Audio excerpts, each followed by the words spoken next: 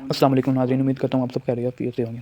जाने इतना ज़ालिम होता है कि वो सुंदरी के बाबा की नमाज़ी जनाज़ा सुंदर घर में नहीं होने देता। इसके बाद गुलाम सुंदरी के बाबा की मैयत को लेकर सुंदर घर से बाहर चला जाता है और उनकी नमाज़ी जनाज़ा परवाह कर इन्हें दफना देता है। सुंदरी इतनी तनहा रह जाती है कि इसे तसल्ली देने वाला कोई नहीं होता और वो अपने बाबा की कब्र पर बैठ कर कहती है कि बाबा, मेरा इस दुनिया में कोई नहीं है, मैं बिल्कुल अकेली रह गई हूँ। सुंदरी के ये अल्फाज गुलाम के दिल पर किसी गहरे ज़ख्म से कम नहीं होते, इसलिए वो सुंदरी के पास आता है और इससे कहता है, सुंदरी जी, आप फ़िक्र ना करें, मैं आपके साथ हूँ। इस दुनिया में जिसका कोई नहीं होता उसका अल्लाह होता है, और वैसे भी आपके अब्बू ने आपकी ज़िम्मेदारी मुझ पर सौंपी है और मैं आपको अपना हक दिलवा कर रहूँगा, चाहे इसके लिए मुझे अपनी जान क्यों ना देनी पड़े। गुलाम की बातें सुंदरी के दिल पर इस तरह असर करती है कि वो गुलाम को अपना दिल दिए बगैर नहीं रह पाती।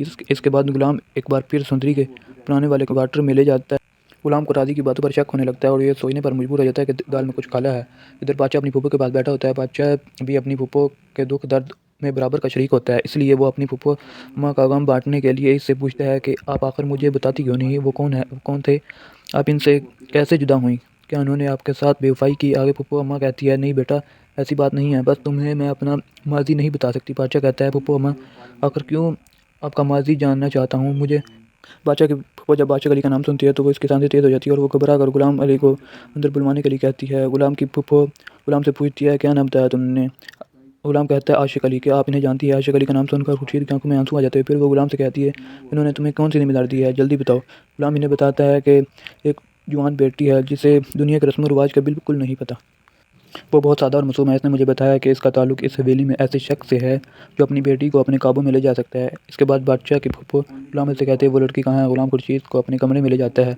बादशाह भी साथ होता है। इधर सुंदरी अपने वालिद के गम में बेहोश हो चुकी होती है और जब इसकी माँ खुर्शीद आती है तो वो बहुत हैरान रह जाती है। सुंदरी की माँ इसको देख कर ज़ोर ज़ोर से रोना शुरू कर देती है और सुंदरी के सामने हाथ जोड़कर माफ़ी मांगती है, मुझे माफ़ कर दो बेटा।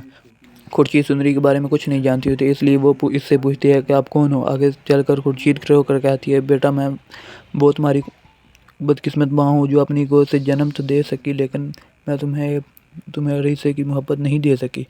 सुंदरी जब ये बात सुनती है तो उसके पाँव तले ज़मीन निकल जाती है, वो बिल्कुल हैरान रह जाती है। और आपको मेरी ये वीडियो पसंद आए तो लाइक और सब्सक्राइब ज़रूर करें।